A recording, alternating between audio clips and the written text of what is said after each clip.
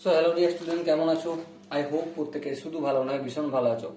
স্ক্রিনের ওপর একটা প্রশ্ন দেখা যাচ্ছে, তাই না? যেখানে কি বলেছে, মনে করো এস একটা সেট যার এলিমেন্টস হচ্ছে, লিখে নি, লিখতে লিখতে করবো তাতে বুঝতে সুবিধা হবে। এস হচ্ছে যার এলিমেন্টস গুলো হচ্ছে এ বি সি ডি ই, আর এস হচ্ছে একটা সার্বিক সেট মানে ইউনিভার্সাল সেট। ওকে, এটা লিখে দিই, ইউনিভার্সাল সেট বেস। আর কি বলেছে, A equal to A set equal to কি, A set equal to A B আর ডি, এবং বি সেট ইকুয়াল টু কি বলেছে, বি ডি আর ই। প্রশ্ন আমাদের কি, প্রশ্ন হচ্ছে A union B, A intersect B এর কমপ্লিমেন্ট সমান কত, আর কি বলেছে এ ইউনিয়ন বি এর কমপ্লিমেন্ট সমান কত। ওকে বেশ, প্রথমে আমরা একটা কাজ করব। কি কাজ?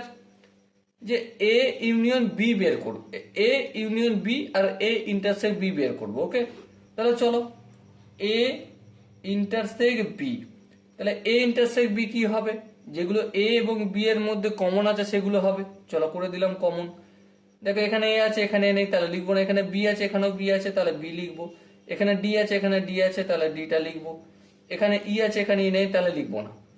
আচ্ছা, এবারে দেখো এ ইউনিয়ন বি সমান কি, এ হবে বি হবে, হ্যাঁ হবে, কম্বিনেশন করছি, এ হবে বি হবে ডি হবে আর ই হবে।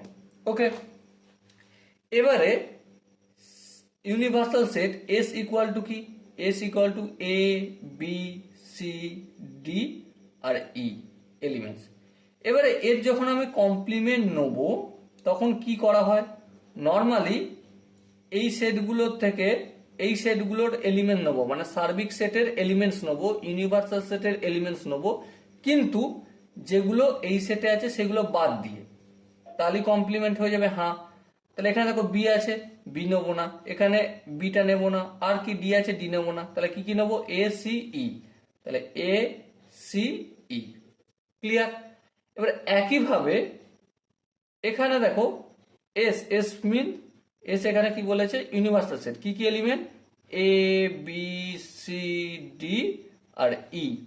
তাহলে দেখো এবারে এ ইউনিয়ন বি এর যখন কমপ্লিমেন্ট করব তখন এ সার্বিক সেটের এ ইউনিয়ন বি এর যে এলিমেন্টস নেই সেগুলো, এ ইউনিয়ন বি এই সেটের এলিমেন্ট গুলো সার্বিক সেট থেকে বাদ দিয়ে দেবো, তাহলে তার কমপ্লিমেন্ট নেওয়া হয়ে যাবে।